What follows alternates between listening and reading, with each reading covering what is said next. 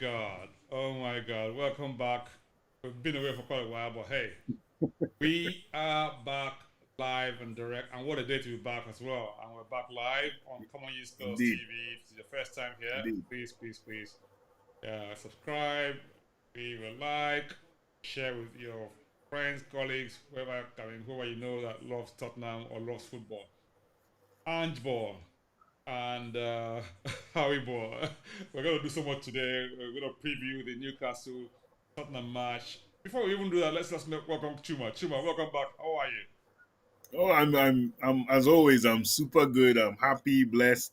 Um, it's good to be back. For those who don't realize, Optimus was in another country. He Oh came back. He no. didn't. He didn't. He didn't. He didn't bring any gifts.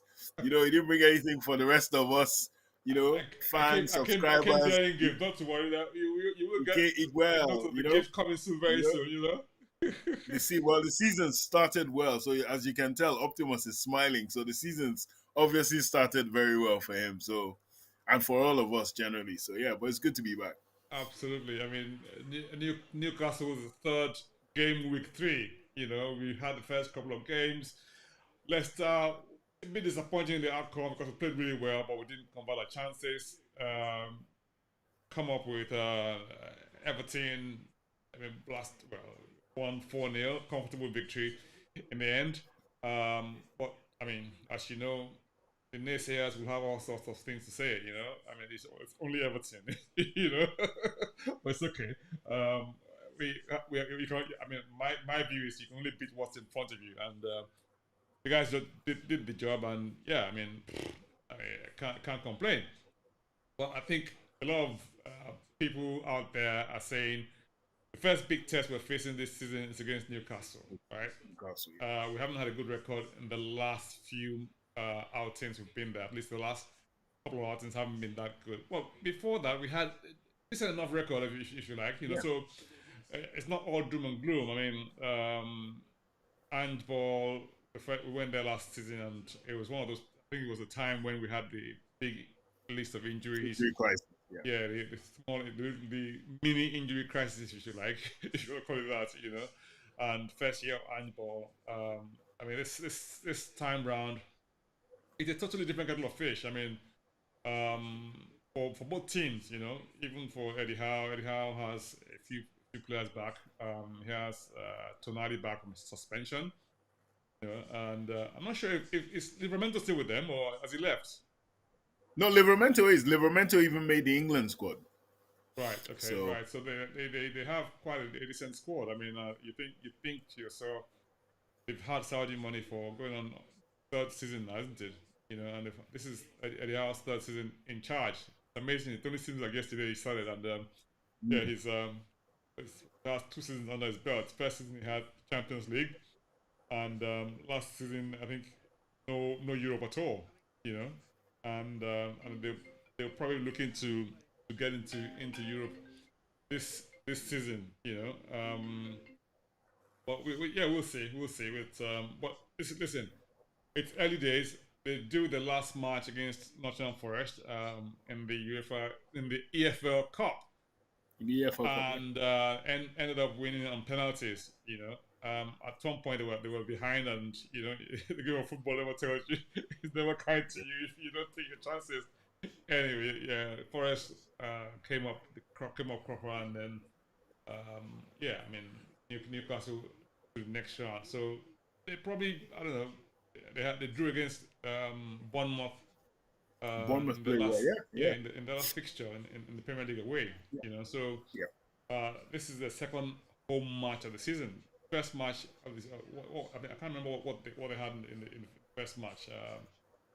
They won 1-0 against Southampton, but they had a Yes, player so sent off. yeah, the promoter side. So this will also be a tough test for them. I mean, bear in mind that we also have a tough test ahead of us, and it's been one of these days when, like I said earlier, we're going to do so much today. We're going to do the preview of this match that we're talking about now. We're going to look at the UEFA League draw and how I mean the new format and how it's all stacks up, and of course it's transfer day as well. I mean, listen, if you're here for Yes. the first time, like I said, leave your comments. Let's hear from you. We would love to hear from you. I mean, wherever you're watching us from. If you're watching this live, of course. If you're watching after this game, after this um, after this live podcast, of course, please leave your comments and share as well. And we'd love to hear from you and then like as well. Right. So come back to transfer day. I mean, there's so much going on transfer day for a lot of other clubs. Maybe not so much Tottenham. Well, I mean, Maybe not we some. talked about a few things earlier on, and we'll see what I mean. We'll go over those as well. So yeah, I think we're in for a very very lovely time tonight. Yeah. So tell me about Newcastle. I mean, before we jump straight into. I Well, mean, what can you say about Newcastle? For me, it's been a meteoric rise for them since Eddie Howe took over. Eddie Howe, for me, I've always liked Eddie Howe. When he was at Bournemouth, he was very wedded to just playing. I think he used to play a 4-4-2. He didn't really deviate from that, but he played front foot attacking football. So people always knew Eddie Howe could possibly do better with a better side. And then he gets the Newcastle job. And it took him a good part of a year to get Newcastle playing the way he wanted them to. He switched from being a 4-4-2 guy to being a 4-3-3 guy. For those who are not really into tactics, it became more expansive, so to speak. And for me, I think his Newcastle side have really been a reflection of him. They've been attacking, they've been front footed. I think he suffered playing in the Champions League and combining with league play, the same as any team who would playing Champions League for the first time in a long time. I don't think their squad depth was strong enough to be able to sustain uh, how well they did the previous season. Um, but Eddie Howe plays very good football. He's very, very. He's one of those managers that comes out to try to play as opposed to defending and countering and stuff like that. And in the midst of this, I think the really interesting thing is there are two redemption arc stories in the Newcastle Tottenham fixture. For Tottenham, it's Yves Bissouma, who has already started reaping dividends because he scored the first goal in the game against Everton. But for Newcastle, it's Sandro Tonali, who was banned for a good year for gambling on football. So Tonali played that game against Nottingham Forest, the EFL Cup, and he was head and shoulders above everyone else. They say he's been training so hard. The same way Yves Bissouma in the game against Everton last weekend came out all guns blazing. Sandro Tonali is also on the same trajectory. He just played all out, and he was like involved in everything, tackling, getting the ball back, winning the ball back, pressing, and yeah. So it's going to be like a clash of two central midfield players that are both trying to prove something to the clubs that they play for. So it's going to be a good watch. But the thing I'll take away from Newcastle since they started the season was they played Southampton, they played Bournemouth, and they played Nottingham Forest. The Bournemouth and Nottingham Forest matches, they struggled because those two teams press really high. And when you look at Tottenham, who under Ange Postecoglou are real pressing demons, you can only expect that we will press them as much as Nottingham Forest almost won that game properly by pressing, harassing them. Spurs would probably be on the same, and I don't think Ange Postecoglou is the kind of manager that wants to lose the same opponent the same way twice. So last season, because of his injuries, he lost to them, and it was a huge I think it was a huge dent in Angeball losing to them like 4 goals when they scored 6 goals in the previous Christian fixtures. Stellini shot era. So I think Andrew would be more ready this time. I think, and like I said, if Busuma is on his redemption arc, the same way we've seen now with the young lad, what's his name, Jet Spence as well. There are so many stories of redemption in the Spurs camp at the moment. So it's worth watching. I think the only downside for Spurs is, you know, someone said on X, very Spursy, that you buy a striker, he gets injured, and then even the reserve striker Richarlison is injured as well. So two strikers out apparently, unless Richarlison makes it back for the game. Yes. So comments coming in already. Let's just go over the comments very quickly. Got Dave Clark. Hi, Dave Clark. One of our favorite guests on the show. Loyal to death. Here, let's have a look. What Dave Clark saying? Dave Clark says, um, Where have you boys been on the moon? I know, right? We've been on the moon. I've been No, exploring the universe from way out there. Yes, it's been a while. we took the Euros off, I know, right? David. We took the Euros off. That's why the Euros just didn't cut it for us. So we just took that time off. They could have brought us some. What did you say? Antibrokers. Could have brought you some moon rock. Definitely bought some Moonrock. Exactly. Yeah. We've given it to Ange. Whatever Moonrock we got, we've given it to Ange. Hopefully to help the season. Yeah, and Dave also says that both centre forwards are out injured from Newcastle game. I mean, typical stuff now, isn't it? I mean, you have what? I mean, you buy a new striker, and he goes injured. I mean, an old striker who's been injured for a very long while gets back fit, and then next game he's injured again. You know, it's like what's going It's on? just it's just written in the stars for Kulusevski to play false nine and score a hat I know, trick. right? No, I mean, I'm thinking, okay, maybe they'll bring up Langsha. Langsha is injured. I mean, He's injured as well. Yeah. So it's something's happening. something's happening there. Something's happening. I don't know. Is it the regime for the training or what do you I'd say more Kulusevski's village people. think?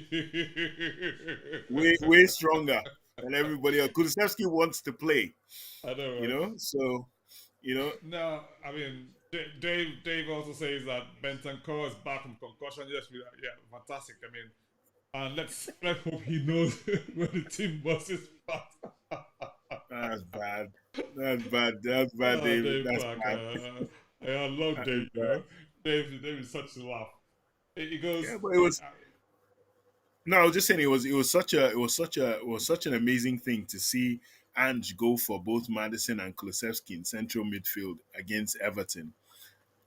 Mainly because he knew Everton were going to play a low block and just look to counter. He said, "I'll attack by any means necessary," and but I don't think he would repeat that against Newcastle. But it will be interesting. But now, like I said, because of the striker issue, there's every chance Kulisevsky plays as which he did all through preseason. And by the way, it was excellent in preseason. We didn't have a show on in preseason, but Kulusevski, I think, was the man of preseason because he just did everything right, playing that central striker position. now, I mean, we're going to come up to this later on, but she's kind of giving us a bit of something to chew on. I don't know if this is funny in itself. David says, Levi's off his old tricks, watching around the cardboard sales, waiting for the prices to drop. He's got 30 minutes, I think. I don't know when is it ending midnight or is it 11? I can't remember when it ends. He's got about Yeah. 30 minutes or something to pull off something. Yeah, there's a lot going on in the transfer window, but not in Tottenham. But hey, come and look at that in a minute. Um, right.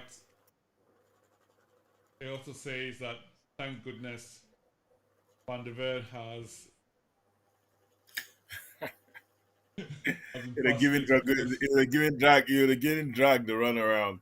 I agree. I agree. I think that to me when we review the teams, I think Isak is a handful. What a striker!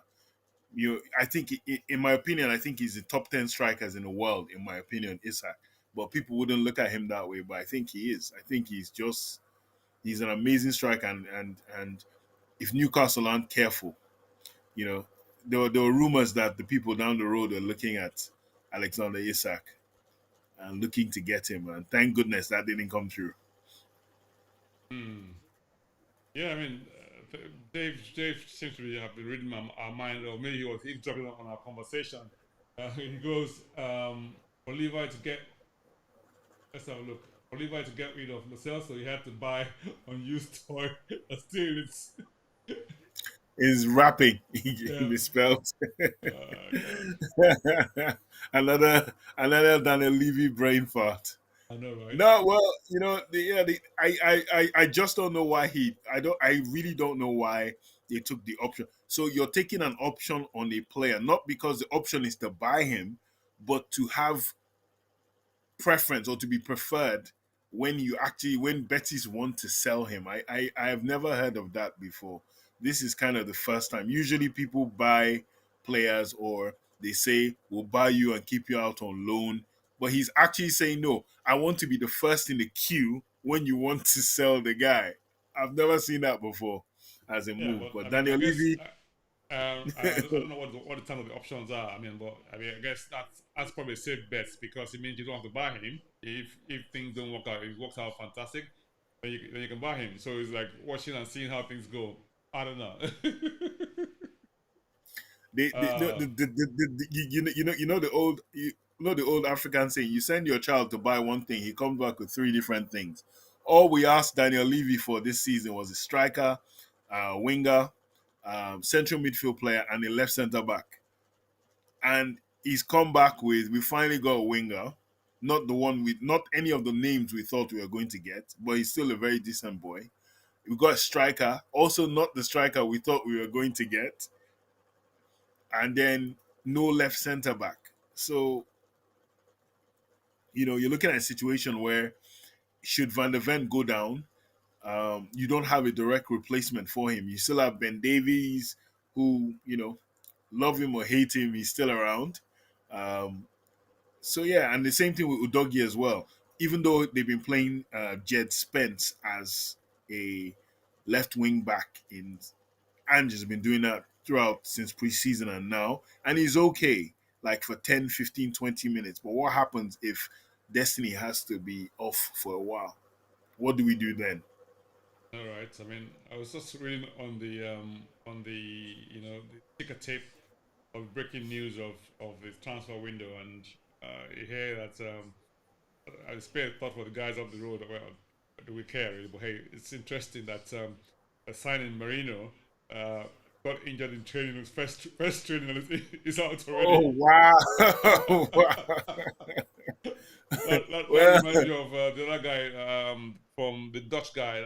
He didn't play all of last season. What's his name now? Timber. oh, You know. yes, Timber. Oh, my goodness, yes. Yeah. This is So literally his first season. I know, right? So yeah. So I mean, it's like the injury. We're not alone in the injury stakes. You know. No, there was a guy, a childminder. There was a guy who plays for Brighton. Brighton just bought him from Celtic. One of Angie's boys, Matt O'Reilly, and in his very first game in the EFL Cup, they almost broke his leg, and he's out. So it's like it's happening to quite a lot of the new signings. They're Yeah. all getting injured. So This left back. Well, I won't say left back issue because we don't have we have just Spence. Presumably has been trying has been coming a few times yeah, deputized for or replace, just sort of giving minutes on the pitch and getting, I mean, obviously keeping match fit and all that sort of thing, right? But we don't have an out and out person, if you like, who you can say really say you're really competent in that role. If you, I mean, from an objective perspective, because if you look at the right back, okay, you have Poro. Um, I mean, the alternative would be Spence. I mean, if things work out okay, you have Romero and Dagosin can play both right and left. We don't have a quite a left centre back replacement. At the same time, I don't know who do we have. Davis. Okay, Davis can play centre back. He can also play left back. But I'm not sure how good he is at inverting in the Ange. Ben Davis has not been good playing inverted left back. He's better at left centre back, and in my opinion, I also think Dragusin is not good as a left centre back as well.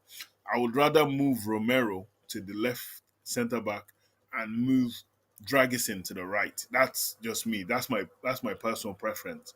I would never let Dragisin play left. I think Dragisin as a left centre back will get exposed and destroyed. But I think as a right centre back, which he plays for Romania as well and did very well in the Euros, he came off he came off real plaudits after the Euros. Dragisin, he was brilliant for Romania. I'll play him on the right side. That's where he plays. That's what he's good at. Playing on the left side is just, I think, is just alien to him. But Jed Spence, I think, is going to be the versatile um, wing back or versatile inverted fullback. I think he's going to cover Poro, and he's also going to cover Destiny Udogie as well. But I think because Ange has also got Archie Gray, but I think Archie Gray is more or less being molded into being a midfield player more than anything else, though he can do a job playing Poro's position. So in a weird way, he has two for two. If you go Spence is Udogie's deputy, Archie Gray is Poro's. So if you go with that kind of mindset, then you have enough. Yeah, so I mean, that's the defense for us, and it doesn't look as if we have anywhere in the market for anybody else to cover those positions in this transfer window. But we'll see how things work out. I mean, I know people are saying that there's a lot of things going on in the background, and you never know. You might just put something out of the hat. You know, we have what 25 minutes for that to happen. um, yeah, it hasn't quite happened yet, but we'll see. See. We'll see. We'll see. The our midfield though, it seemed to me that okay, look, uh, Archie Gray. Before we even go to the midfield, Archie Gray is a bit versatile. It's meant to be versatile. You can play right back. You can play in central mid as well. Now, I've, I've seen this young guy, this Begvar guy, right? And I think from the little I've seen of him so far, I think the guy's going to be a genius. When you know when he begins to sort of get regular minutes, and I don't we're in four competitions this season, so I think we should see him more regularly and starting a few more games, maybe the Europa League games or Carabao Cup. But my God, that boy is talented. He is so silky. I know he made one mistake that Vicario had a right go at him for against Leicester. Yeah. But I mean that's you learn from experience. You only, I mean, it's only what 19. And for me, I think we're seeing that a lot of the new guys in Tottenham are very, very young, and they sort of drop the average age of the squad, and you're getting all sorts of you know um, comments that we haven't bought the ready-made articles. We're picking up inexperienced guys, who add any real value to the team. Say, I mean, that they would only go down the line, and every time we're starting a new project every time. But for me, it's one of these catch-22 situations, right? Because there we are, we say give the youth a chance, right? And it's coming up with these young folks, and people are still complaining that he's got young folks. I mean, Exactly. I'm, I think if you're good enough, however old you are, you should play. I know we had I this agree. discussion in the past about folks like Dorrington and Donley, sorry, and Mickey Moore, you know. But seen them in preseason this season, and they have been really good, you know. But there's only so much. There's only so many who you can take in that first team. He's not going to. I mean, they're not going to. I mean, place Madison just yet. They're not going to play Bentancur just yet. But Sarr in that midfield. I don't know what happened to him this season. I mean, preseason he just seemed to have regressed. What happened? I mean, No, I'll go back. I'll first go back to Bergval. For me, I think Bergval is the signing of Spurs summer, closely followed by Archie Gray. But Lucas Bergval, is going to be a Spurs starter before the end of the season. And this could mean Madison's spot. I think James Madison, is under threat at the moment. And if Bergval has his way, because Bergval for me can play as an eight, he can play as a 10. He moves. The number of Barcelona fans that are commenting on Spurs Twitter or X post about Bergval, they wish he had that. Barcelona fans are like, they know they lost him, but my goodness, this boy should have come to Barcelona. He's twisting, he's turning, the way he accepts the ball, even when he's being marked on a half turn.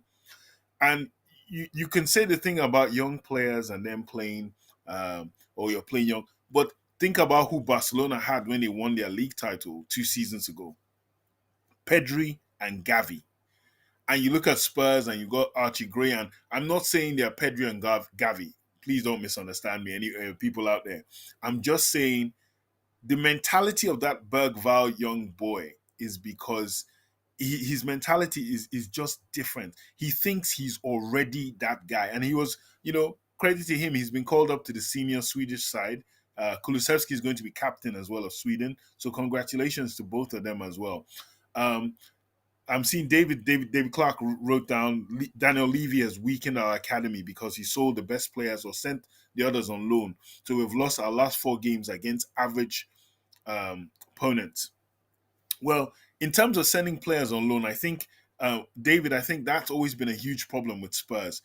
I think sometimes Spurs have held on to their young players without giving them the experience of actually playing real football, so we'll know if they're good enough or not good enough. But at the same time, I understand what you're saying. Um, he sold some of the best players, but mainly I think those kids had a lot of ambitions, and they looked at the route they had to the senior team, and they realized that, look, we're not going to get a look in. Iago Santiago has left. I really liked him. I felt several other players have gone in the last 2 years. I felt they deserved a chance at Spurs, but for whatever reason, either they were deemed not ready or they felt they were ready and Spurs were never going to give them a chance. But the proof is in the pudding. After 12 months, what have you done with your career, or what have you done in 24 months? With some of them, I haven't seen them anything else. No, okay. He says Bergval needs to play alongside Madison. No, I think he needs to play instead of Madison. No disrespect. I think he needs to play. I think that midfield should be um, Bentancur, Bergval, and Bissouma. Three Bs. I'll play the three Bs instead. Because with Madison, he's dropping deep. He's doing this Trivela pass thing. I'm not saying he's bad. I'm not saying Madison is poor. It's just that the impact he needs, it's not happening. It's not happening the way he wants it to. But all cases due, like Bergval, in my opinion, can play with Madison as well. That's not a problem.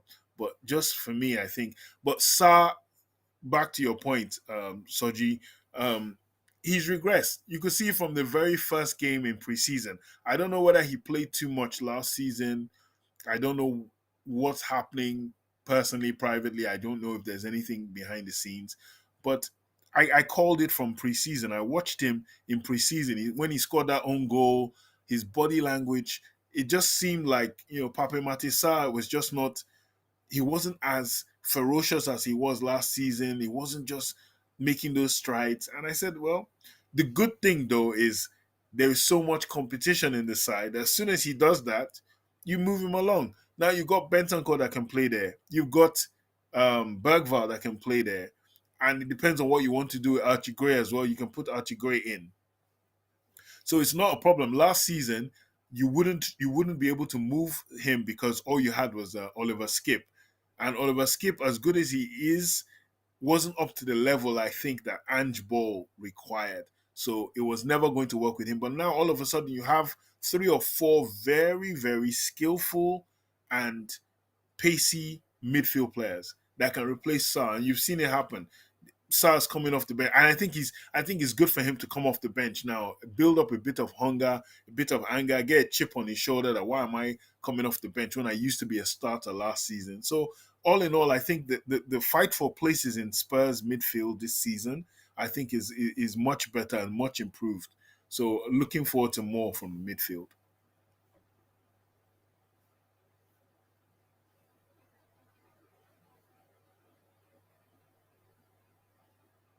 What I can actually agree as well, and he kind of, for me, I'm have mixed feelings about him because he comes out of very tight spots, right?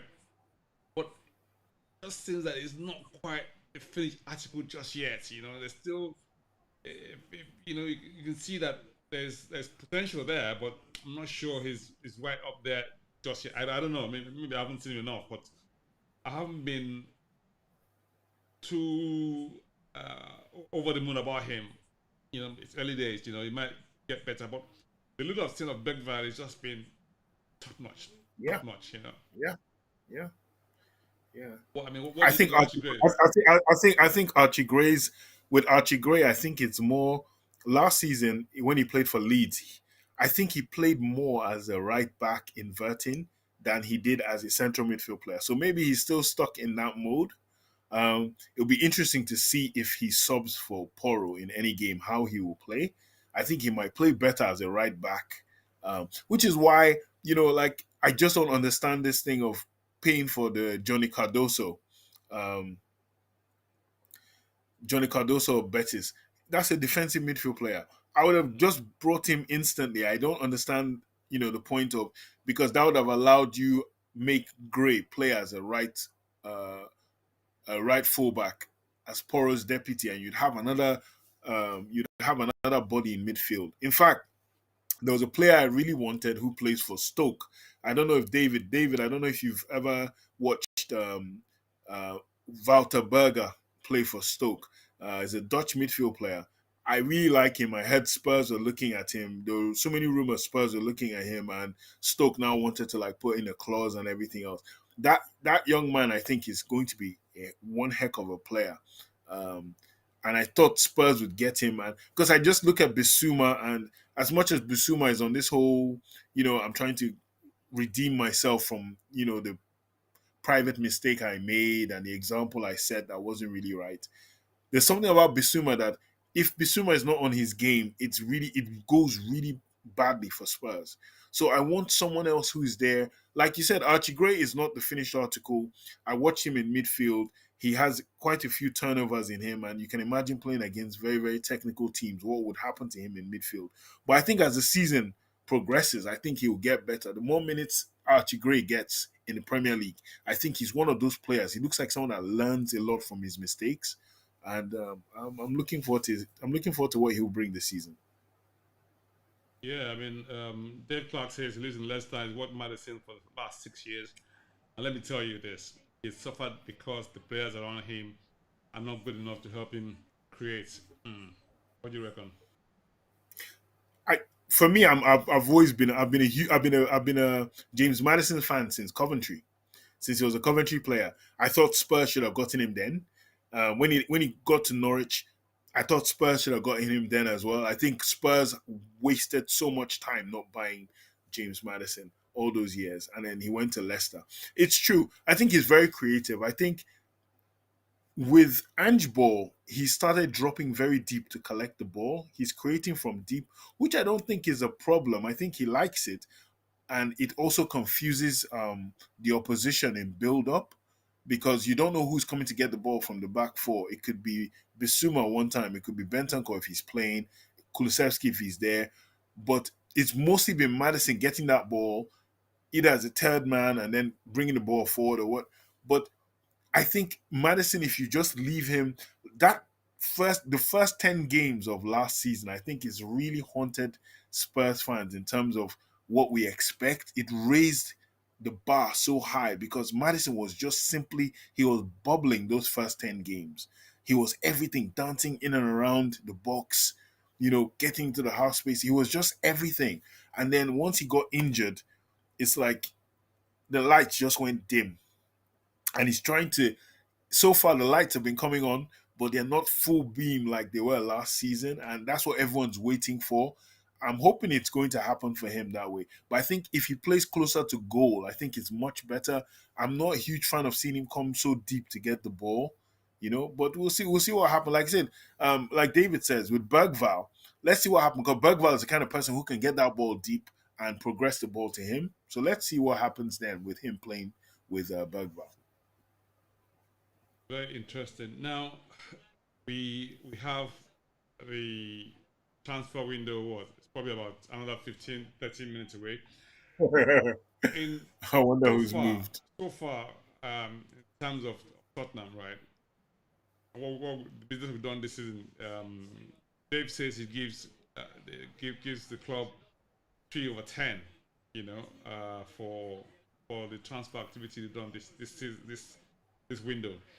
Now, um, I will probably take a different view because um, I mean, if you look at what we've got so far in the last three windows that Ange has been with us, I think we've got quite a lot of good quality players in that time and space, and I know that we haven't didn't quite get everyone we wanted, but overall, I would say probably did 6 to 7/10, if you like. I mean, ideally, it would have been best maybe to have it's another left sided defender, either as left back or what's what's a young man's name, VDV. You know, but other than that, I think we've had a striker in. Which okay, the jury is out on him because he just come from Bournemouth, put a big price tag on him. Did very well last season. He had plenty of hope at Newcastle as well as at Liverpool, but he had a lot of people ahead of him. Firmino, Salah. He just wasn't going to get ahead of those people. And some are saying that why didn't we go for Tony? You know, rather than Sri Lanka. Now, for the record, I've said that the correct pronunciation of of Dominic's name is Sri Lanka. It's not Solanki. I know that a lot of Solanke. people. Yeah, it's actually. Dominic Solanke is like Dilly Ali. I know, Dilly right? Ali. Yes. Delhi Ali. It's No, Dele it's Ali, not you Delhi know. Ali. It's not But Delhi Ali. yeah, so yeah, but there you go. I we had the young man Odeberg from Burnley, and I actually like the young man. I love how he played against Everton the other day. Even though I mean he got tired at some points, he had one bad pass that nearly led to nearly led to Yeah, a goal. yeah. No, he's But he'll learn. He'll learn.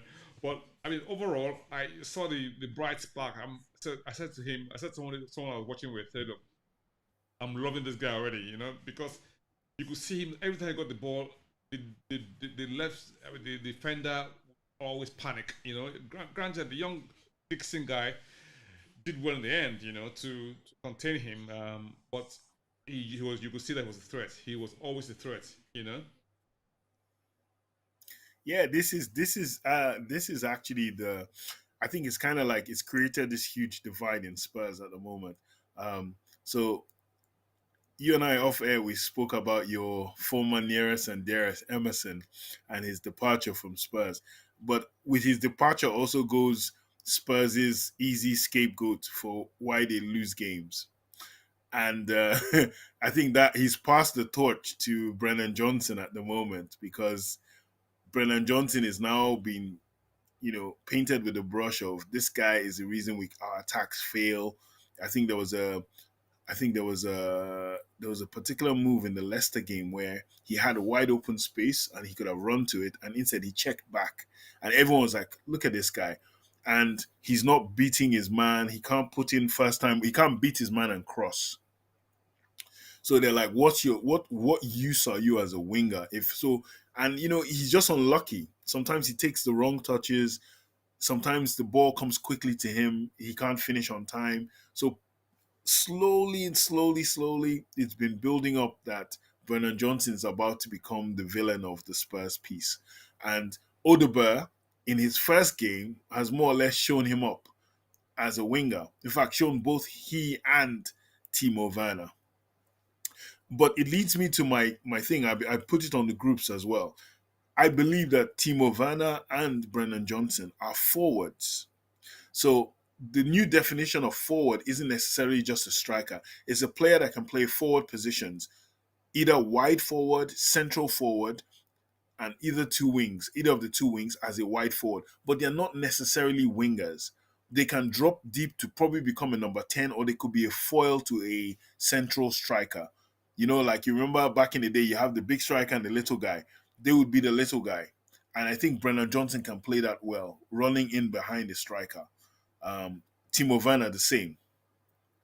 But in Ange's system, he needs wingers. So if you can't have dribble wingers, why don't you just get wide forwards? And they are wide forwards. And the way wide forwards work in a wing system is they get played in behind the fullback. They run onto the ball and shoot or cross. However, should they be in a situation where the opposition's defense is laying back or in a low block, they have to actually try and dribble. You can't play inside the fullback anymore, and that nullifies them. And that's I think what's happening to Brennan Johnson. Odeberg, on the other hand, is like Jeremy Doku. He's a chaos dribbler. He's someone that he just kept running at the guy. And that's all Spurs fans want. We want a guy run at the guy dribble. He didn't get all his crosses in. Some of his crosses were not that good, but it was the fact that he had his fullback on his back heels, backpedaling, and then try to attempt the cross or destabilize him so you could move the ball across to the other side. It was all Spurs fans. This is all Spurs fans have ever wanted. And I think for me, Angeball worked better. Odebear substituting for that young lad he had at Celtic, Jota, same kind of thing. He had Jota, and he had on the other wing, he had, I think he had Maeda, the Japanese guy, and someone else, an Israeli player. Both of them weren't really dribbly wingers. So it's kind of like similar what he's doing now. Odobe on one side, Brennan Johnson on the other. From what I gather and stuff I've seen online, um, Brennan Johnson is supposed to be the starting right winger for Spurs this season. And meaning they no longer see Kulusevski as that. They see Kulusevski more as a central midfield player. So I don't know how true the rumors are, but someone said that Brennan Johnson is going to be a right winger, and that's it. And he's going to be the main right winger, and everyone else is below him in the pecking order. So whatever you want to make of that. But Odebear had a wonderful debut, in my opinion. I think he will build on it. I heard from what I've heard and what I've seen from last season, I think he gets better. He's going to get way, way better than he is now. He's had a taste. So we'll see what happens. Yeah, I mean, I watched him a little bit last season, and I was always looking out for the young Nigerian-born chap or Nigerian guy with Nigerian heritage. What's his name? Kolosho. Call your show. Yeah. And then I saw Who got wow, called up to the Italian national team as well. So congratulations to him. oh fantastic, you know. Well, I saw this other guy. I thought, oh my god, he is good, you know. He gave. I think there was one particular match. I think it was against either Chelsea or Man United, and he really, really gave. He played well against all the big teams. He played well against I think Arsenal, Chelsea, and Liverpool. He came out for those games. That's what sold his in our lingo. Sold his market with those Mm. games. So yeah, I mean, there's always conflicting opinions about how Daniel Levy runs Tottenham, and we we're probably never going to agree about how things are run in the club. I think the key is this, right? Um, a lot of people are saying that Tottenham haven't won anything in God knows how many years, and they're aspiring to be big club, and all that, you know. But again, without sounding like some sort of Levi advocate or or speaking for management, if you like, you know, I think for me, I think the fans sometimes have this notion that there's a lot Spurs have a lot of money, right, and a lot of money to spend, and because there's a lot of money to spend, they're not spending it, and they're just just hedging their bets and just I think one of the reasons why we are where we are today, like in terms of a infrastructure, in terms of resources, in terms of revenue base, is the fact that for many years we've always been also around because we've not been able to match anyone in salaries. We've not been able to match attract bigger players if you like because we can't just pay their wages. In terms of competing with the bigger boys who and the bigger boys are who Chelsea, Man United, who have a much larger fan base, much bigger stadium, revenue revenues almost like one of the biggest clubs in the world. Man City is like limitless funds until the days of PSR are coming to sort of make things a lot more difficult for them. But it still have plenty of money, and because they've won, people they can attract whoever they want. And then you have Liverpool. Liverpool again are like Man United of this world. Chelsea have always had sugar daddies in the Premiership years. So we just haven't been able to compete. So if you look at the teams that have been in top four or top six in the last few years, right? Apart from Arsenal and Tottenham, the others have some sort of and look maybe have either a very large fan base, they've got plenty of money behind them, which we haven't been able to compete for many many years, right? And the fact that we're closing the gap now because we have a lot more revenue doesn't mean that we have to spend everything in one go. That's the first point. Second point is that this man is running a sustainable what you might call business, if you like. And people say, oh, in football, you don't treat it like a business. You don't treat it like a business, you're going to collapse. That's the honest truth. Why is Barcelona in the crap they're in today with all their riches? It's because they've always bought and overspent and overspent. And I, I get the feeling that if Barcelona's issues are not resolved, it will have a cataclysmic effect on the rest of the footballing world because if they fail to pay their obligations, it will have like a domino effect on so many other teams that they bought from and they're owing money to. So it is in football's interest to maintain a sustainability because if you this sums of money that people are talking about are just not sustainable in the long term. I know that people say that yes, we always go for the least expensive option, the cheap bargain basket or bargain basement, and all that. But if you run a business before, you understand that you always have to look at your resources in a way that will ensure that you're there. You know, come rain, come shine. Not that you win one time and then next month you go boss. I mean, I don't know what your views are on this. I'd love to hear Well, from you guys from at home as well. If you have yeah, yeah, any please, thoughts on yeah, this, I know David. yeah, I please. know how where David stands on all this. And I'm believe not. So I'm not anti Daniel Levy. I'm not pro Daniel Levy. I think, in my opinion, if I ever had the opportunity to have a one-on-one session with Daniel Levy, is well, sorry, I'm just gonna answer David and Chiesa. Chiesa is I'm a huge fan of Chiesa, David, but I don't know. I just don't know if his body will hold up. And then also, it's all in hindsight because if Chiesa was available at the start of the window, Spurs would have gotten him, or Spurs would have at least put in for him. The only reason they got Werner was available from last season to now. This whole Chiesa thing is Chiesa only went for 13 million because look at the point in the window and Thiago Motta came, assessed, and said I didn't want him. Up until that point, Chiesa was still worth about 50 to 60 million euros. But that's another story. But back to Daniel Levy. So yeah, I've heard everything you said. I used to be in that camp as well, but it got into a point now with me where I look at him and I think, you know, I don't know what part of him enjoys the reputation of being this um, financially intelligent chairman. I don't know what part of it is. And here's the thing: I'm not anti Daniel Levy, but sometimes it amazes me and annoys me in equal measure because I look at him and I'm thinking, okay, you've created a stadium, you've got this. You could buy three very good players, three, not four, not five. not six. You could buy three very good players that can address three positions for you, and you can pay them very good wages. But the key with Spurs is Spurs has not only has a transfer limit, spending limit, they have a wage cap.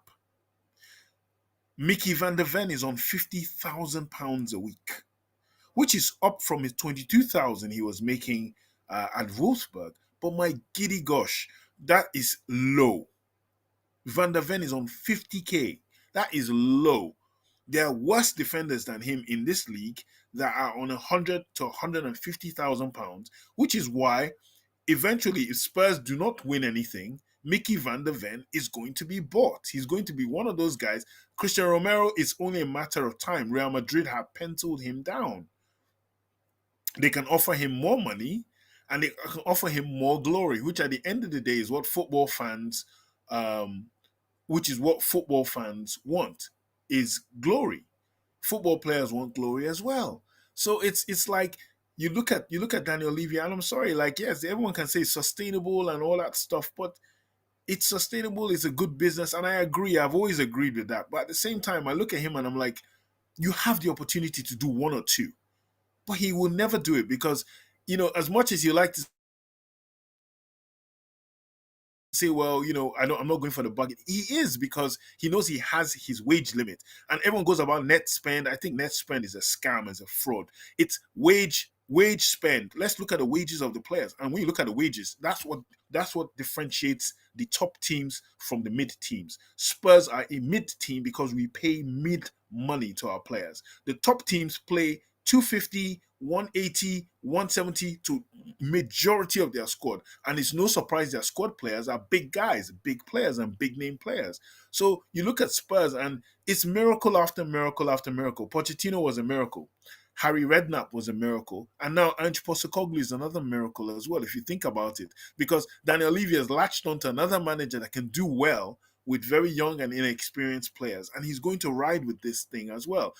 So I can't complain because I've said to every Spurs fan, my hope is somebody will come and buy the club that is a benevolent spender, really benevolent, rich beyond means. I'm talking sugar daddy, sugar mommy, or sugar nation.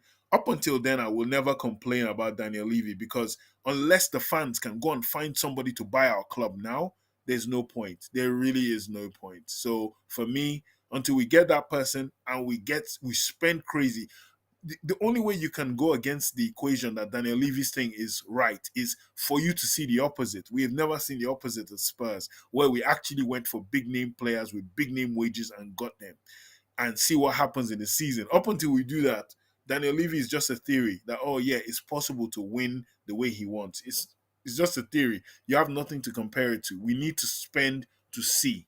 So until we do that, but like I said, until we get the sugar daddy, sugar nation, so gee, I'm just yeah, I'm okay. Mr. Whitefire, thank you for joining us. He says, "Come on, you Spurs." Um, right, joining us on that same topic is David Clark. David Clark says it's sustainable business as trophyless. This is a football club, and Levy is not treating it as a football club, just as a Fact, construction portfolio. facts. Facts. That's the thing. That's always going to be the accusation. Up until Spurs win a trophy, that will always be the accusation is it's a sustainable business. What does that mean to a fan who's paying X amount of money? Look at the season ticket prices. You can't say to them, oh, we're running a sustainable business, PSR, financial fair play. All those things don't mean anything to someone who works 9 to 5, Monday to Friday, or works on a construction site and wants to come and watch his team on a Saturday. It means nothing. So I get where fans are coming from with this thing. It's all well and good, but it's not. Give the fans what they want at least once or twice. But he never does. Spurs never do. But we've been blessed. We've had some good managers that have done a lot with little, and we have one right now. I think again, which is just Daniel Levy's sheer luck or genius is finding these guys. Like Ange Postecoglou is another poach. Yeah, I mean, in responding to your comment about Chiesa, I mean, Dave Clark says Chiesa has been available from start at the window for 20 million euros.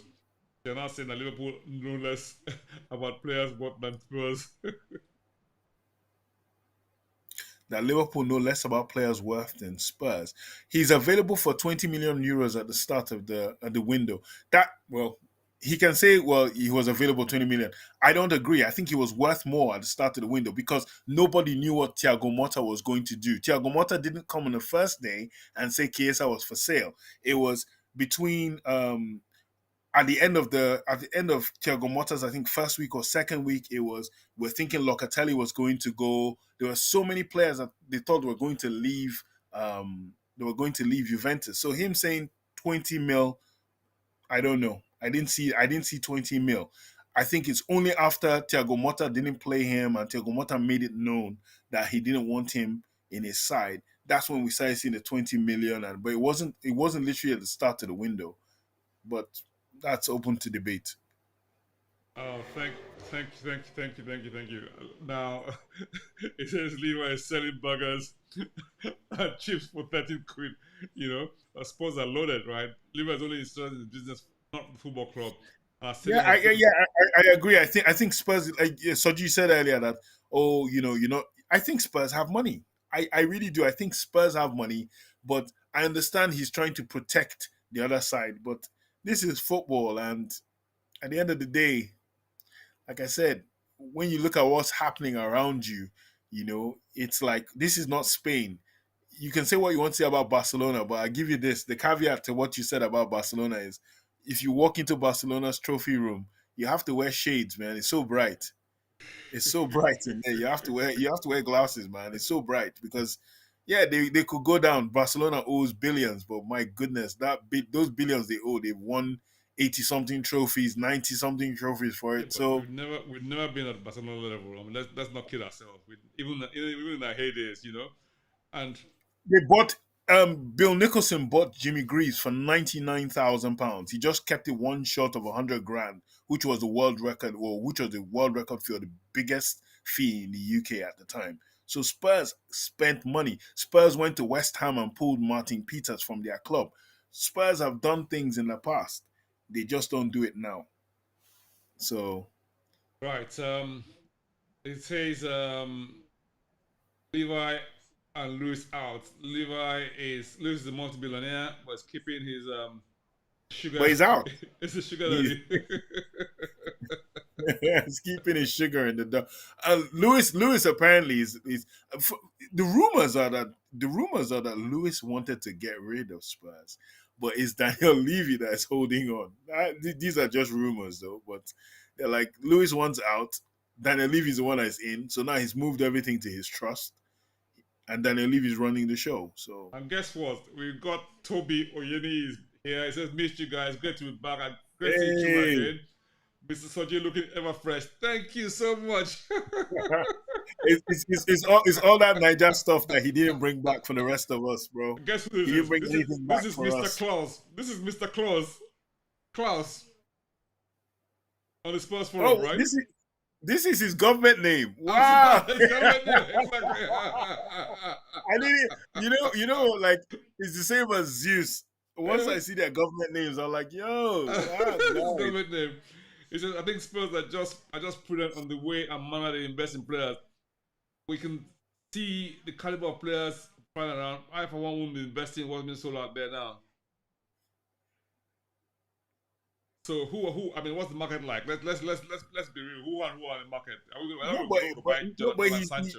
I I don't know to get buy where he's coming Sterling. from because you look at Sterling. You look at even if you look at the strikers, everyone's complaining about Dominic that we bought, but in reality, what was really out there, and look at the fact that no one has taken Tony. That was shocking for me. Nobody has touched Ivan Tony, and um, I'm surprised. I'm even looking at Chelsea. I thought Chelsea would try to pull that off, but I think Chelsea is still trying for Victor Osimhen, if I'm not mistaken. Yeah, but the window is closed now. So yeah, we'll just pick up the pieces from whatever happened over the course of the window. I mean, I would love to hear from you guys. David Clark says we've got 3/10. Chuma, what would Mark you avoid for Spurs in this transfer In window? terms of getting rid of players or the players that we didn't want, or quote unquote that horrible word, the dead wood. I think they did an 8 out of 10 job getting rid of players. Um, but in terms of buying, in terms of like, I like Archie Gray. Bergvall was before the season ended, as was Radu Dragoshin, all these guys. But since they arrived, I'll give them about 5.5 out of 10, 5.5 out of 10 for me. I really wanted another left center back or another left back. Um, I wanted two wingers, not one.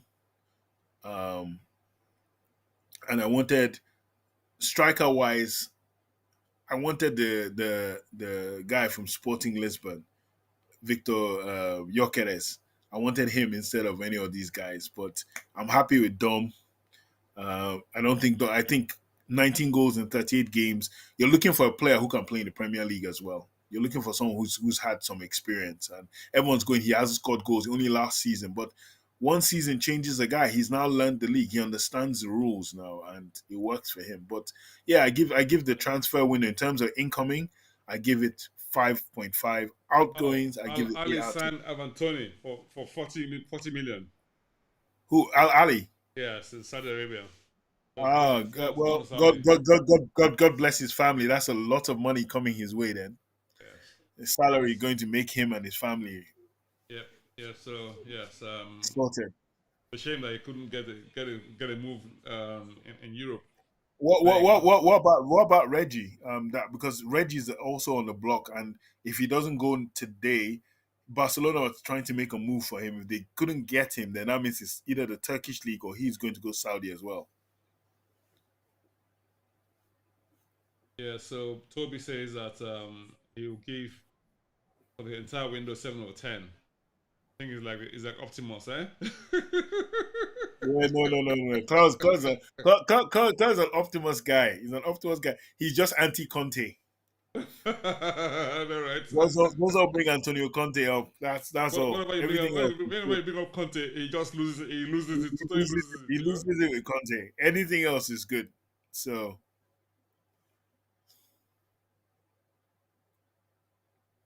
You know.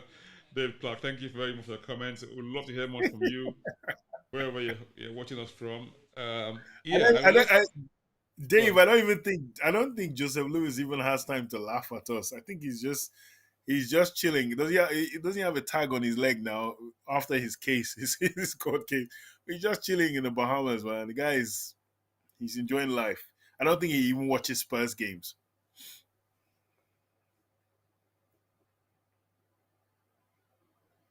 The UEFA League, Oh this yeah. new format. Do you understand this new format at all? Yeah, well. The first things first. You can no longer drop down from the Champions League to Europa, which I'm happy about. I've always found it very disingenuous that teams would come third in the Champions League and still come down to Europa League and probably win it.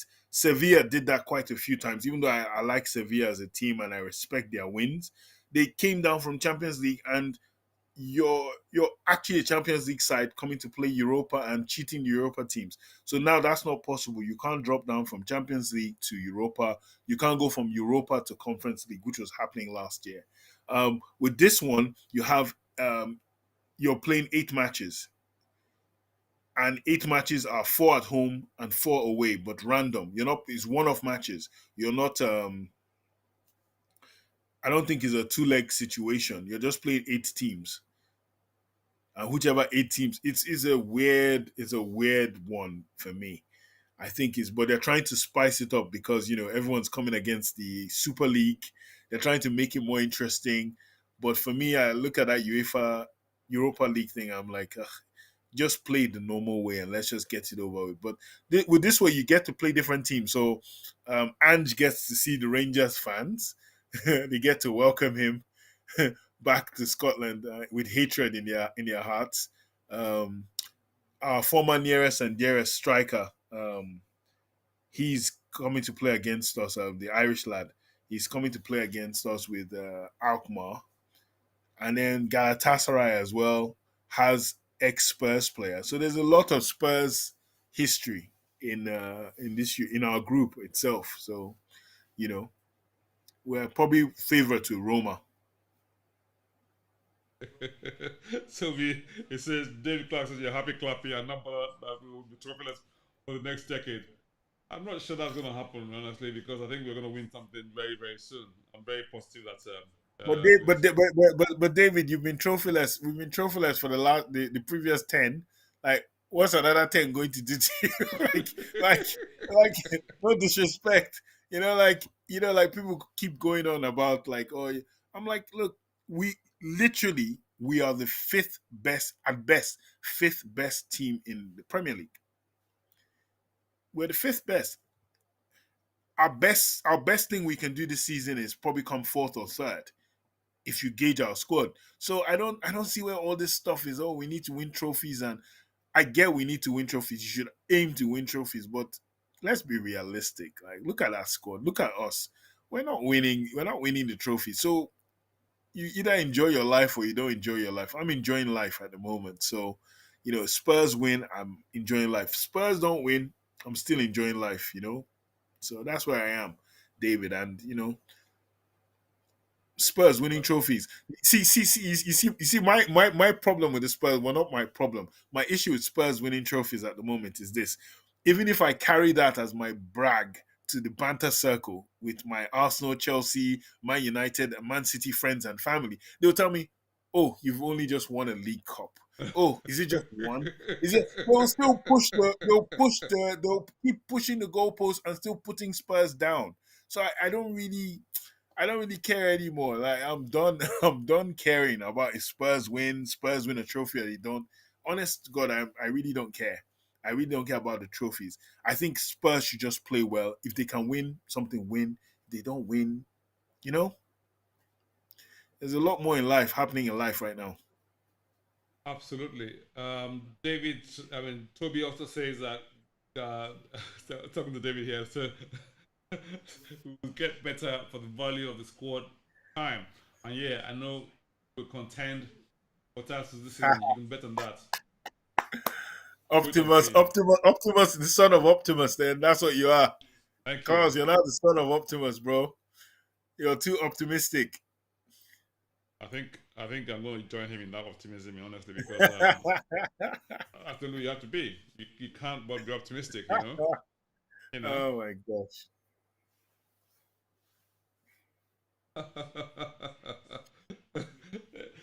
David Clark says the general window transfer window is like having the ball of the ice cream van. By the time you get your money, he drove off in the road. I think they should ban. There's I think either the French league or one of them. They're calling for a meeting where they want to end the transfer window before the season starts. But the only problem being that if they do that, Saudi would have like a field day unless it's a global window and everybody ends the same time. Saudi would have a field day just taking whatever you leave behind. But for me, I think the January window a great experiment, but I think you should just end it now. You're stuck with what you have. Let's see how your season will be if you're stuck with what you have from summer. Let's see how good your coach is, your manager is, your medical team is, in my opinion. So, yeah, January window has never really been. We've had some good buys. Kulisevsky, Bentoncourt, Dragoshin now as well, but in reality, I think it's an unfair window. I think yeah, if you can't do it for me in the summertime, you don't deserve to buy any more players. Just me going forward, I think you should scrap it. All right, so let's have a quick look at the UEFA Europa League Cup. Now we had the draw today, Hmm. and it's a new format. Like I said earlier on, you say you like the new format. First of all, you started talking about how no more drop downs from Champions League, That's the best and part. That's the best. That's the yeah, best thing. and the other part of it was that I think there were 34 or 38 teams. I'm not really sure, how many Yeah, teams in total. yeah, So I think the first top eight who win there, who top first eight or top eight drop go into the next stage, and the others have to play for a playoff among themselves yeah. after the first round of matches. So we've been drawn alongside eight teams. We're playing home and away. and we've been drawn against Rangers, Roma, Roma, Roma, Rangers, AZ AZ Alkmaar. Akman, Ferencvaros, something of Hungary, I think. Yeah, Ferencvaros and Galatasaray as Hoffenheim, well. Hoffenheim and Galatasaray, Yeah. and Karabag as well. And they've said we Ah, shouldn't underestimate Karabag, because they're a very dangerous side. I remember them. No, we've met them quite a few times in our history. Yeah, we playing Europa. Yeah. Karabag. Oh my gosh, I remember them. So yeah, I mean we have so we're playing 4 games home and 4 games away. Yeah. So whoever tops whoever is the top 8 teams in that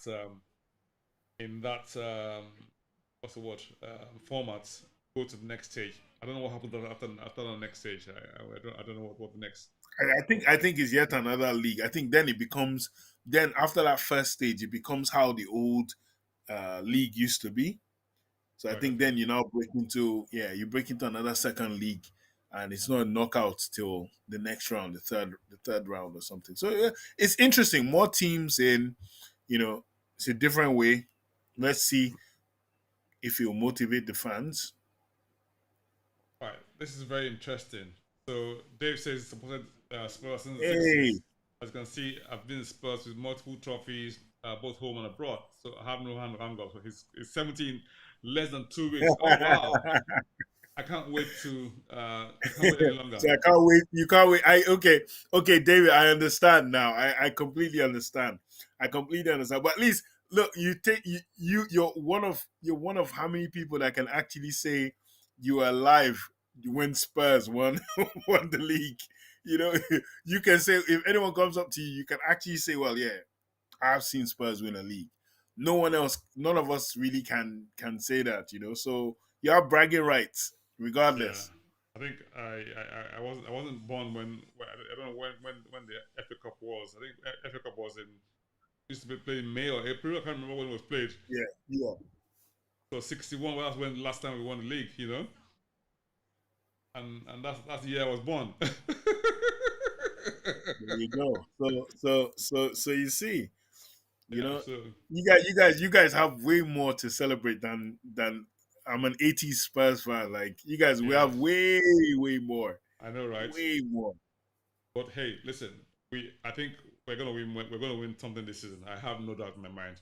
It's interesting. I'm watching this on TV. Say Celtic signed an Engels for a club record of £11 million. Club record of £11 million. It's Scotland. It's Oh my Scotland. goodness! In Scotland, wow. Aki, oh, thank you very much for joining us, Aki. Beautiful, beautiful, beautiful. We'd love to hear from you. We've been talking about the UEFA League. We've been talking about transfer window. We've also reviewed the match between Newcastle and Tottenham. And we had plenty of beautiful, beautiful views from different people. Let's hear from you. What are your thoughts on Sri Lanka, for instance? That's probably our headline signing for this season, for this window rather. Tell me what do you think? I would love to hear from you, Akin, if you don't mind, leaving your comments in the comment section. And yeah, I mean, Dave, what do you think of Sri Lanka? What do you think? I mean, I know that there's it sort of divides opinions in terms of whether or not it's good enough for us. It's something that we can, it's going to get better, or we just sort of went for a bargain hunt. I don't know. I like him. I've always liked him. I liked him even when he was at Chelsea as a kid. I liked him. I thought he was going to be a very good player. When he moved to Liverpool, I was kind of surprised. I thought he should have gone down, not gone to Liverpool, because I knew he wouldn't get. I knew he wouldn't get a chance at Liverpool. I knew it was going to be quite difficult. So he didn't. He didn't play much at Liverpool. Bournemouth is the kind of club that I expected him to join, and he did very well at Bournemouth. I think the Bournemouth coach was very good for him. Playing that style of football that was very attacking, very front foot and pressing. He was very good. His statistics in pressing and generally harassing defenders was really, really good last season. And that's straight up Angeball. Ange wants his strikers to lead presses. I mean, no greater example than what Sonny did to the England goalkeeper against Everton. That was pure out and out murder pressing, and he just destroyed him. And that's what Sri Lanka can do as well, in my opinion. He's one of those players that he can really lead a press. He can drop deep a bit as well. He's not Harry Kane, but he can drop deep. He has some good passes. He knows how to play out. So hey, some wow, Exactly. like Wow. Wow. How David, about David, that? David is pulling out. David is pulling out the bags here. Like David, man, like yo, Wow. Wow. You played table tennis with Eusebio? My goodness, that's amazing. he's just like, yeah, he's bringing out receipts. He's bringing out receipts, David. Been there, done that, got a t-shirt and plenty to show for it. Well done. Amazing. Yeah, thank you very much, David, for your contribution. We love to have you all here all the time. We're very, very good for your support. If you're here for the first time, leave your comments, like this episode, share with your friends, colleagues, and those you think would love This is a, this. this is a super league, and you guys. No, yeah, like I said it earlier on that it's because they didn't want to do the Super League.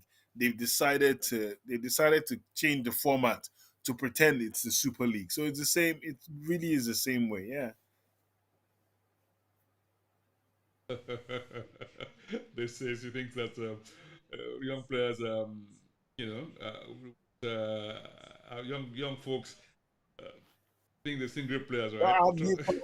Well, for me, I'm a huddle guy. My dad was a Greaves guy, so either which way, yeah, I'm a Glenn Hoddle man.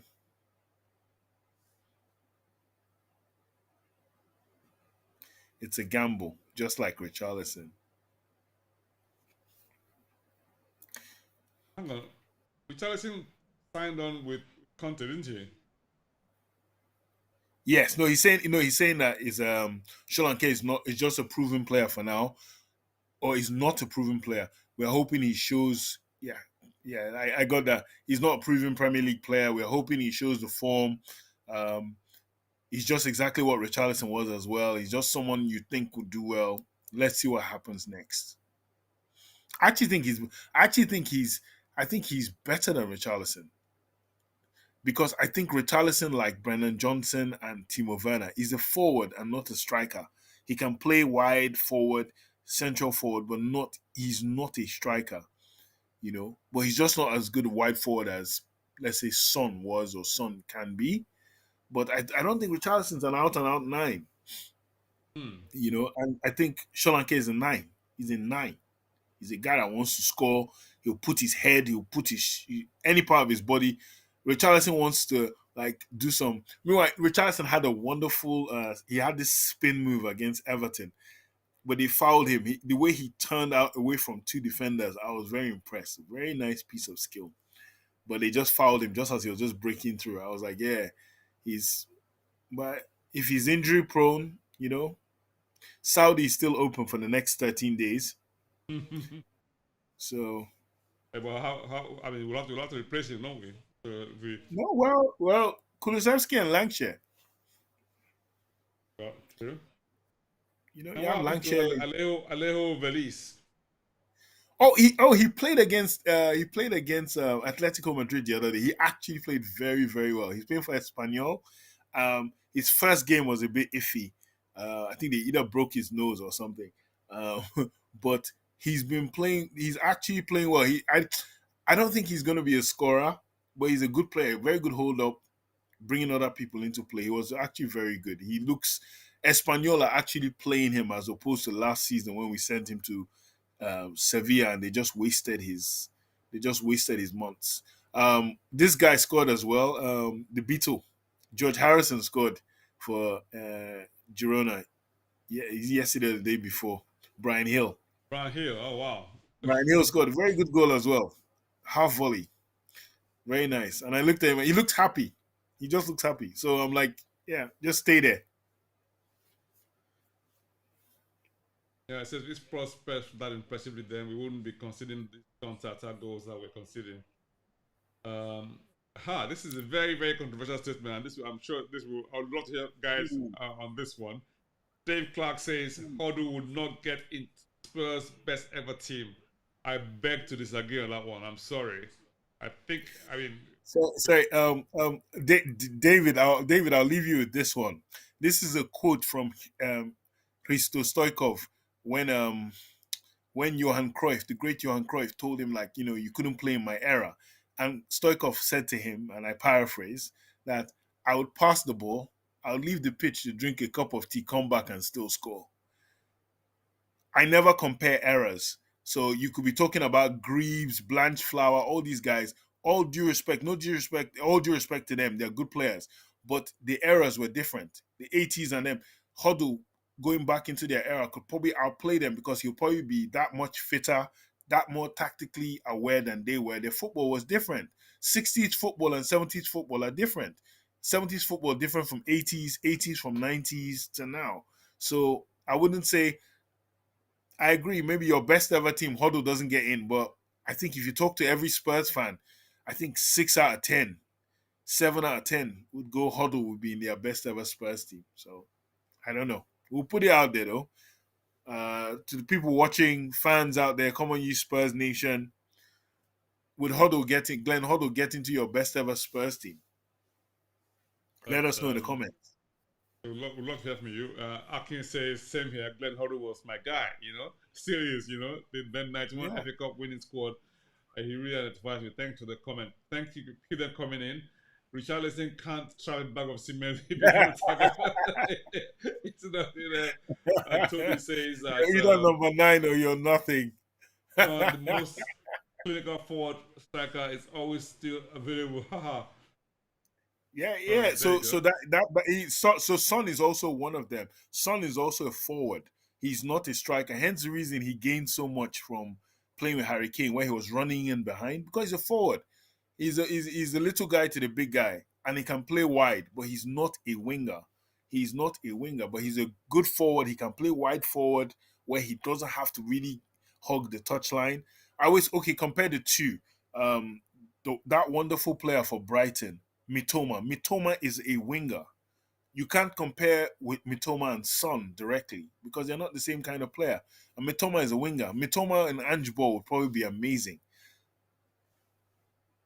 But yeah, Glenn Hoddle got less than 60 caps. But if it wasn't for the fact that you don't want to put him in your best ever team, David, you know for a fact that the England managers were wedded to 4-4-2, so they could never get the best out of Glenn Hoddle. And for them, they thought he was a luxury player because he didn't track back, he didn't do all that passion and guts and all that stuff English 80s football was. Only for him to go to France and win Player of the Year in his very first season and win the league as well, playing what he was always doing in England. He did it in France, and the French were losing their minds over him because English football was just, you know, all due respect, it's like it was just kicking, tackle, be a man in midfield, no skills. The skillful players you had, they were harassed out of the game, or they were told they were soft, or they were luxury and all that. So he had so many great players. Like I used to watch like highlights of like really, really good players. Frank Worthington, Rodney Marsh, and the rest of them. Those guys had skills, but they never won caps. How many of those guys won like 20 to 50 caps? Not any of them. Huddle even managed to get 60 is a miracle, really. Most skillful players in the 80s, 70s, 80s, they didn't win anything. But I So mean, Akin, I agree with you there. The 60s, a lot of caps in his time. yeah, You yeah. know. Toby says, I wonder why no one really went for Mitoma this season. I no, he signed. I think you remember he signed. When he got injured, Mitoma signed. Brighton were quite sharp. While he got injured, nobody was looking at him, and everyone thought, okay, whether he would come back from injury. I think Brighton gave him like a very good mega deal, and I think probably there's a clause there that's a bit high. So Brighton are very good. Brighton are run by or one of the execs is Paul Barber, who is quote unquote Daniel Levy's understudy. So they know a good deal as well. The guy is a bit of a dealer as well. They have some people in their ranks. I, Son is a forward. Son is a forward. He's a wide forward or a central forward, and he can play the 10. That's why he played that 10 position under Antonio Conte. He's not a winger. Like I said, David, can you compare Son to Mitoma? Are they the same kind of player? Is Son the same player as Doku? Doku is a winger. Odebear is a winger. Son isn't Odebear. Son isn't Doku. Son is a forward, but he's a forward that can play wide positions. That there's a difference. I think, anyway, my opinion. okay, very good work. Thank you. David says, Toby says that basically what he's saying is Son is not the type that stays out wide much or tries to hug the line most time. He's mostly effective when he runs in He behind runs in defenders. behind. Exactly.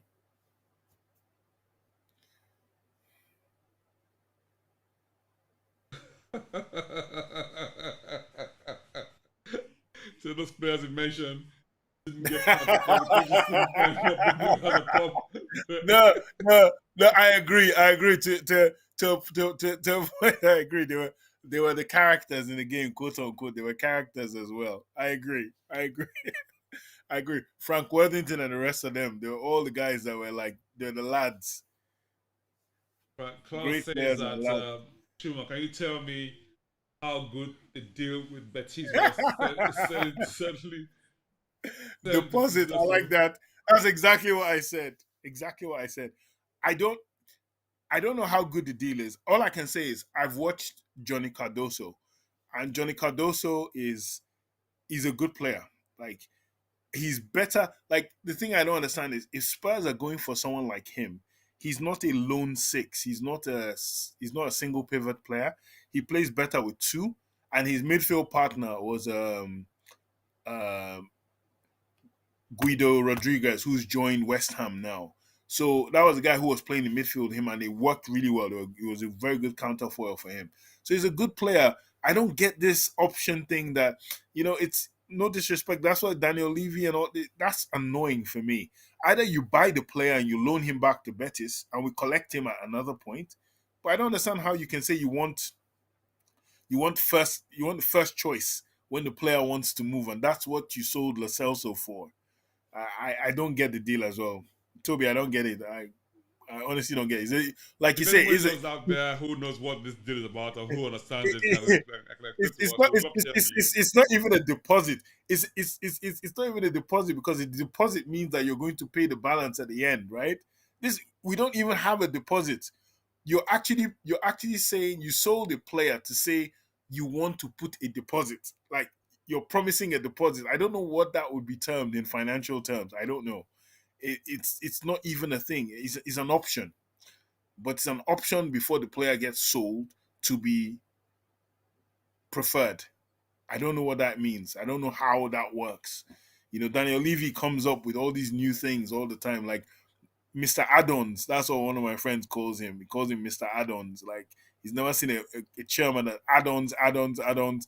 I'll give you your player 70 million. I'll give you 20, and we'll do add-ons. Like, give me the money.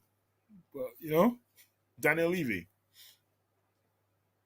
Amazing, amazing, amazing. Now, Frank Warrington, when at Leicester City, they used to run around Bradgate Park. It's a huge park with deers and other animals.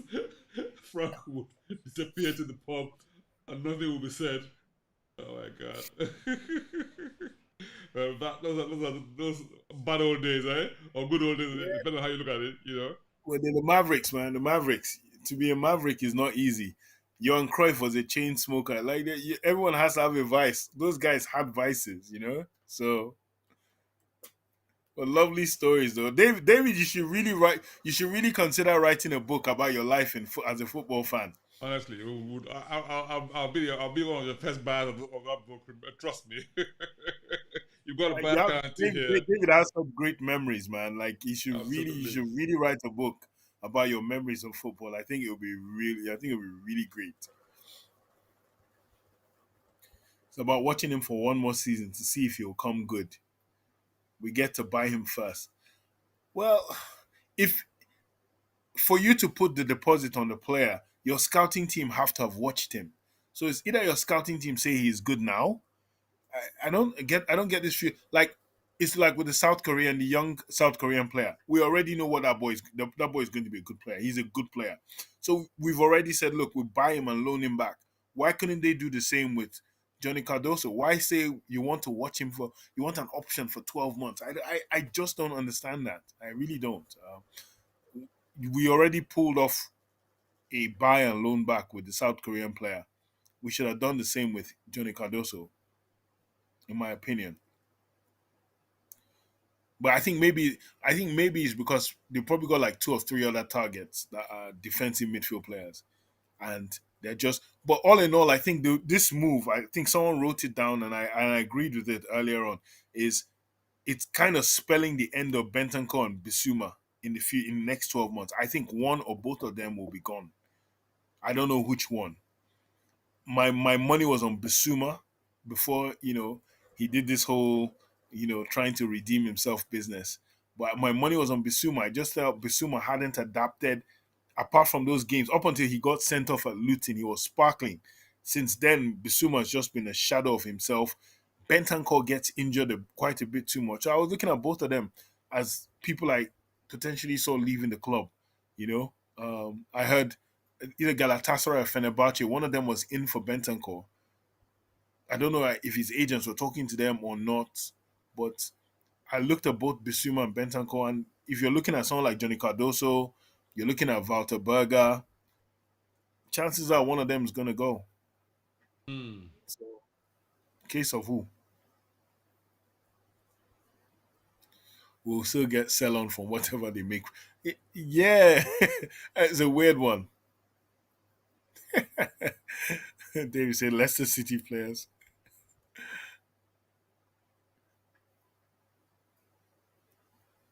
So I mean, Yeah, and Leicester City had Gary Lineker and Alan Smith when they were young. So I can imagine, though Gary Lineker doesn't sound like the kind of person that would go to a nightclub or drink. I think it's probably talking about the pre-Lineker times. Okay, right. So, guys, it's been fantastic having you guys. Awesome. We've had quite a good time coming back. Let's just have a few score predictions for the match on Sunday, early kickoff Sunday. I'm always wary of early kickoffs on Saturdays, especially, but this is Yeah, Sunday, so this maybe different this time around. And this is the last match before the international break, isn't it? Right? yeah, it is.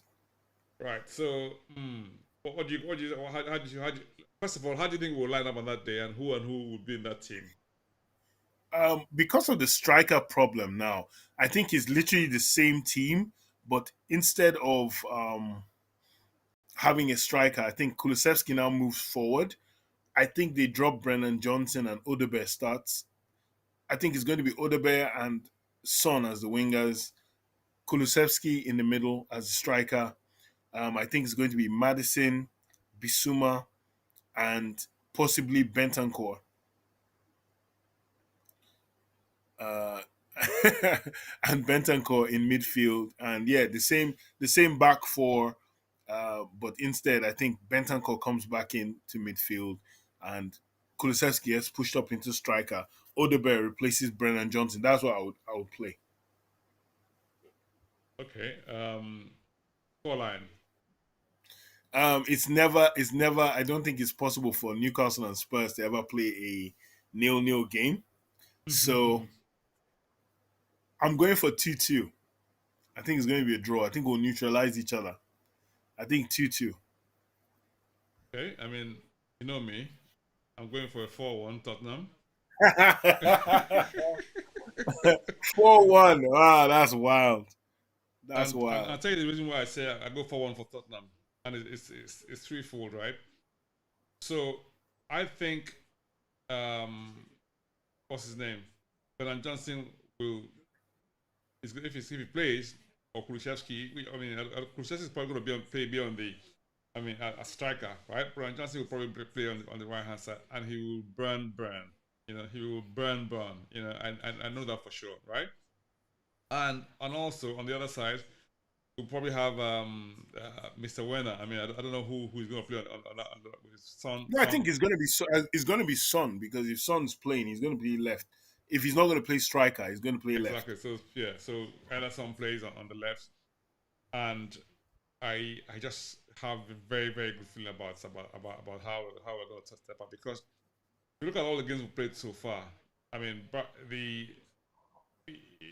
I'm not sure we had a few turnovers, but hardly ever lost control when it comes to transitions. I mean, of course, you have transitions in matches. It's almost impossible not to have transitions over the course of 90 minutes. But it's how you control those transitions.